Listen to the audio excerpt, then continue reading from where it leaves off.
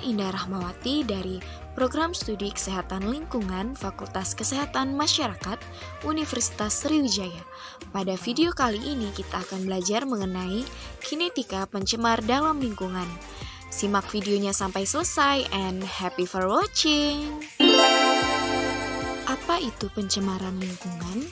Pencemaran lingkungan adalah masuknya atau dimasukkannya makhluk hidup, zat energi, dan atau komponen lain ke dalam lingkungan hidup oleh kegiatan manusia, sehingga kualitas lingkungan menurun sampai tingkat tertentu yang menyebabkan lingkungan hidup tidak dapat berfungsi sesuai dengan peruntukannya.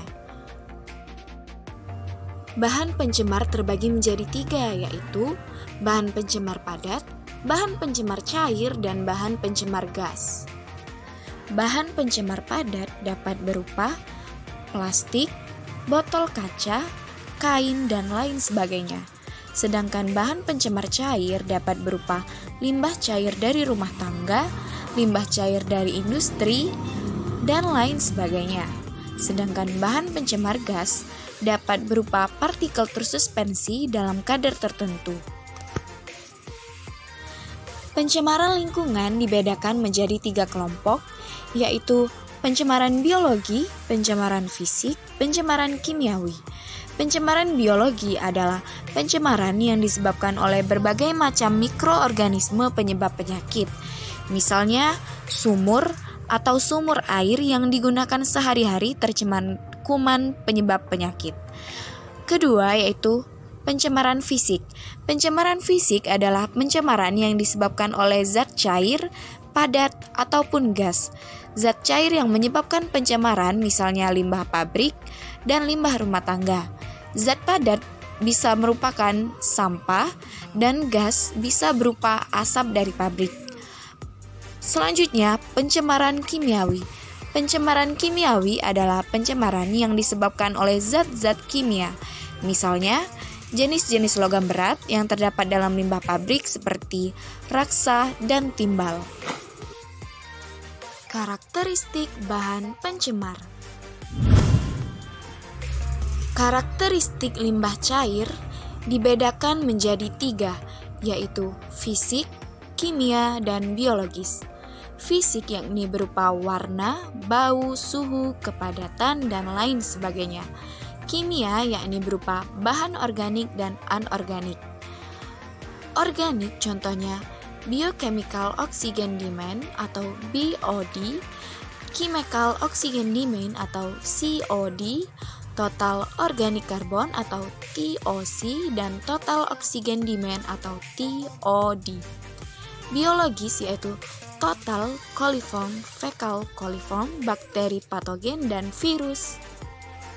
Karakteristik limbah padat juga dibedakan menjadi 3. Yang pertama yaitu karakteristik fisik meliputi fluktuasi, jumlah atau volume, densitas, ukuran partikel, dan lain sebagainya. Yang kedua yaitu karakteristik kimia meliputi komposisi ultimate seperti CHO dan lain sebagainya, kandungan bahan berbahaya seperti toxic metals, bahan organik berbahaya, dan asbestos. Yang ketiga yaitu karakteristik biologis berkaitan dengan kandungan mikroorganisme dalam limbah padat. Karakteristik limbah gas. Bahan pencemar primer merupakan bahan polutan yang diemisikan ke atmosfer secara langsung di sumbernya. Bahan pencemar tipe ini dapat menyebabkan bahaya apabila berada dalam konsentrasi yang cukup tinggi. Jenis-jenis bahan pencemar dalam gas. Yang pertama ada partikel, yaitu partikel-partikel dalam udara yang memiliki ukuran lebih dari molekul tunggal dan kurang dari 500 μm. Yang kedua yaitu nitrogen oksida, dihasilkan oleh industri dan dapat menyebabkan hujan asam serta menyebabkan penyakit tenggorokan, iritasi mata. Ketiga ada sulfur dioksida, dihasilkan oleh emisi batu bara atau minyak bumi yang menyebabkan hujan asam serta penyakit pernafasan. Yang keempat adalah persistent organic pollutants, dihasilkan dari kegiatan industri dan menyebabkan penyakit kanker, penurunan kesuburan, dan produktivitas manusia.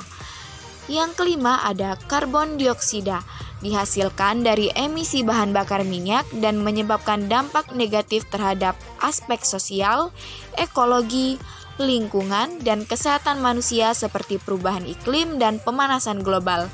Yang terakhir ada chlorofluorocarbons atau CFC, merupakan polutan udara yang menyebabkan penyakit kanker kulit, katarak, serta berbahaya bagi kehidupan biota air dan produksi pertanian. Polutan. Apa itu polutan? Suatu zat bisa dikatakan polutan jika berada bukan pada tempatnya, jumlahnya berlebih dan mengganggu seperti timbal dan raks, gas beracun seperti karbon dioksida dan karbon monoksida, limbah pabrik, asap pabrik, serta limbah rumah tangga seperti sampah dan deterjen. Sifat-sifat polutan ada apa aja ya? Sifat-sifat polutan terbagi menjadi dua, yaitu polutan bersifat merusak sementara dan polutan merusak dalam waktu lama. Polutan bersifat merusak sementara yaitu dalam konsentrasi rendah. Jika telah bereaksi dengan lingkungannya, polutan tidak lagi merusak. Polutan merusak dalam waktu lama. Polutan yang terdapat dalam konsentrasi rendah belum memiliki sifat merusak, namun demikian, jika polutan terakumulasi dalam lingkungan tertentu dalam jangka waktu lama, polutan tersebut akan sangat merusak. Pencemaran zat polutan dalam air, tanah, dan udara.